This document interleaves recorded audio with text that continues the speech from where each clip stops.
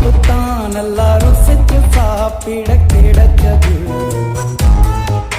அத நினைச்சுத்தான் மனோலகம் முழுவதும் பருத்துது.